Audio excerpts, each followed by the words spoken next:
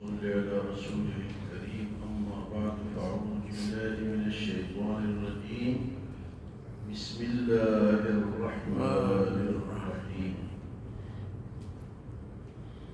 توحید پر استقامت اور شرک سے بیداری.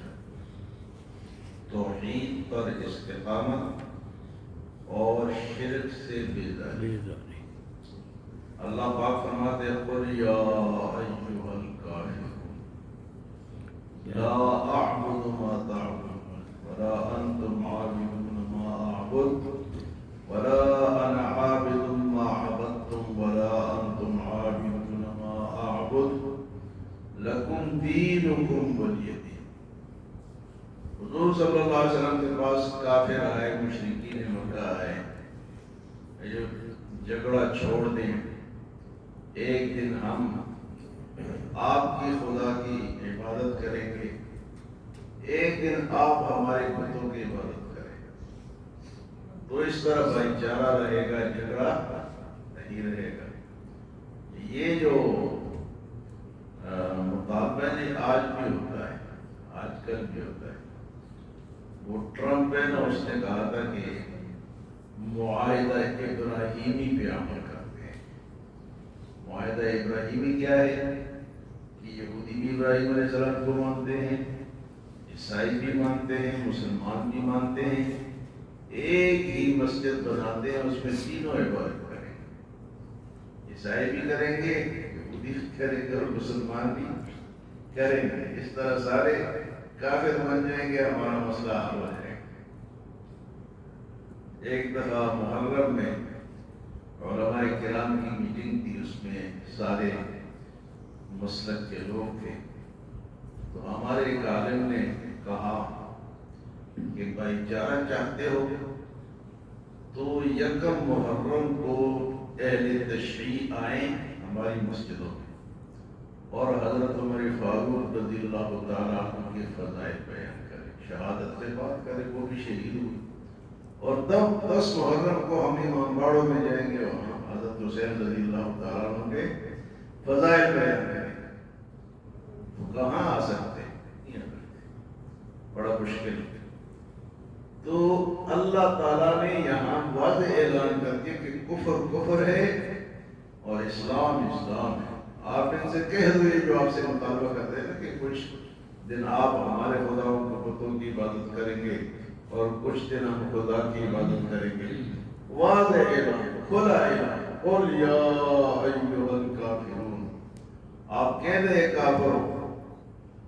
لوگ کہتے ہیں کہ کافر کو بھی کافر نہیں کہنا چاہیے، اللہ خود کہتے ہیں کافر ہو، تو ہم کیوں نہیں کہہ سکتے؟ اور میں قل یا ایھا الکافرون، آپ کہہ دیں اے کافر لا اعبد ما تعبدون. یہ نہیں ہو سکتا کہ میں جس کی تم عبادت کر میں بھی اسی کی عبادت کروں. اگر ایک مسلمان بت کے سامنے سجدہ کرے تو مسلمان ہی نہ رہا.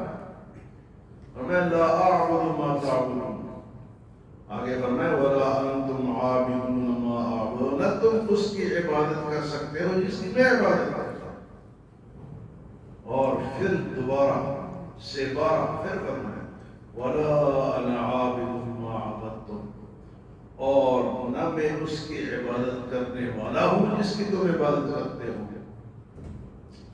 ولا انتم عابدون ما اعبد، اور نہ تم میرے معبود کی عبادت کرنے والے ہو، یعنی خدا کو ماننے والے نہیں ہو. لکم دینکم ولی دین، تمہارے لیے تمہارا دین ہے اور ہمارے لیے ہمارا دین. تو یہ جو شوشے چھوڑتے ہیں نا، اسلام اس کا حامی نہیں ہے. اسلام واضح ہے، اور اگر کوئی اس طرح کرتا ہے تو وہ دھوکے میں. اس طرح ہمارے ملک میں قادیانی ہیں، مرزائی ہے، تشیع ہیں، یہودی ہیں، عیسائی ہیں. اگر مسلمان ہر ایک کے ساتھ کہہ رہے ہم بھائی ہیں، آپ بھائی چارہ ہیں، چلو ہم تھوڑی دیر کے لیے ان کی بات مان لیتے، تو پھر اسلام سے نکل گئے. اسلام کسی کا محتاج ہے اور پھر عبادت یہ تو صرف اللہ کی ہو سکتی. تو یہ صورت جو ہے نا، یہ اسلام کے پیغام کو واضح کھلم کھلا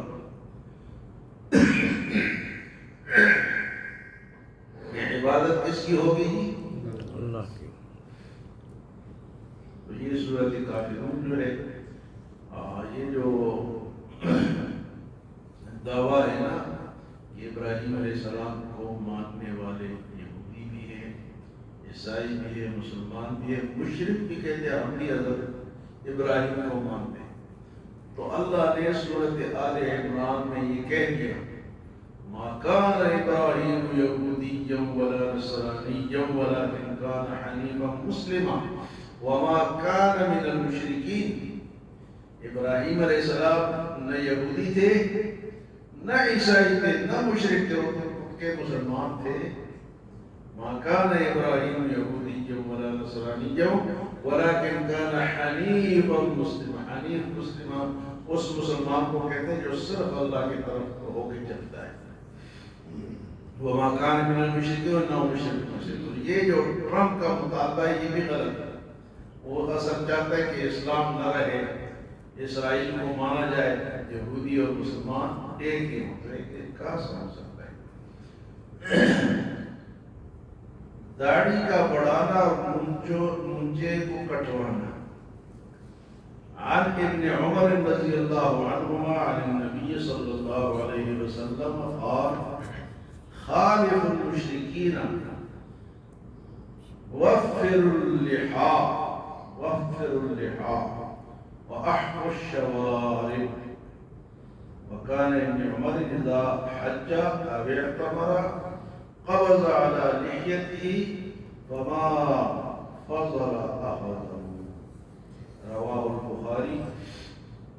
فرمایا کہ حضرت عبداللہ ابن عمر رضی اللہ تعالی عنہما جو کہ حضرت عمر بن خطاب رضی اللہ تعالی عنہ کے بیٹے ہیں، فرماتے کہ رسول اللہ صلی اللہ علیہ وسلم نے ارشاد فرمایا کہ مشرکین کی مخالفت کرو، مشرکین کی مخالفت کرو، داڑیاں بڑھاؤ اور مونچھیں کٹاؤ۔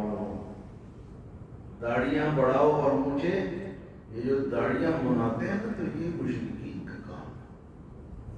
میں داڑیاں بڑھاؤ مونچھیں کم کرو۔ تو اس کے بعد یہی حضرت عمر رضی اللہ عنہ، عبداللہ ابن عمر جو ہے، اذا حج او اعتمر قبض على لحيته فما فضل اخذه۔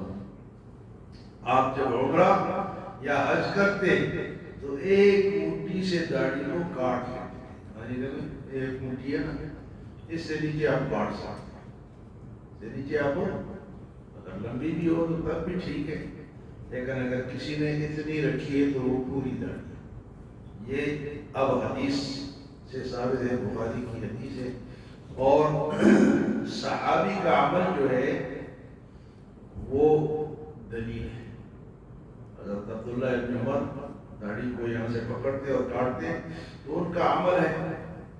حضرت عبداللہ ابن عمر بہت بڑے جید صحابی تھے باقی صحابہ کے مقابلے میں، بہت سارے احادیث سے روایت ہے، اور یہ صحابہ میں مسئلے بتانے والے صحابہ ہیں۔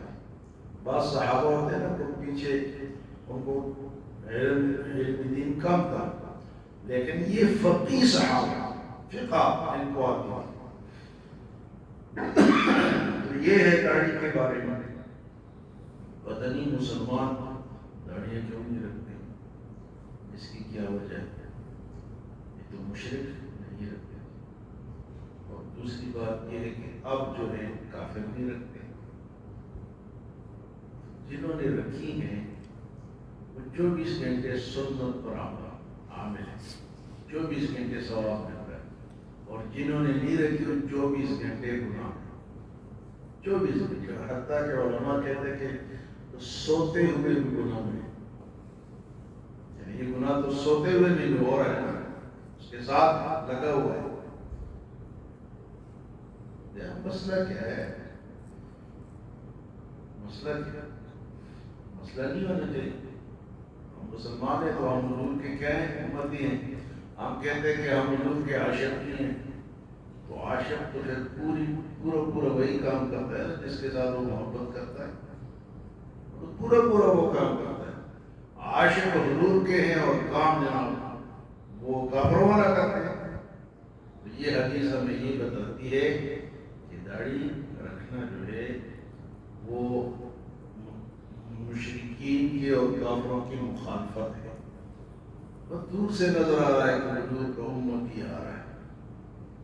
وہ میں کبھی کبھی کہتا ہوں کہ مسلمان کا لباس یا اس کا ڈریس ایسا ہو گیا کہ اگر ایک طرف نواز شریف کو بٹھا دیا جائے دوسرے طرف ٹرمپ کو بٹھا دیا جائے تو کپڑوں سے پہچانیں گے ہم.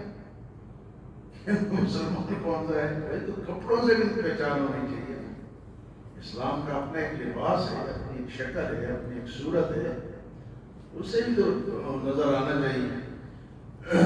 یہ دو باتیں بیان ہوگی، باقی انشاءاللہ شام کو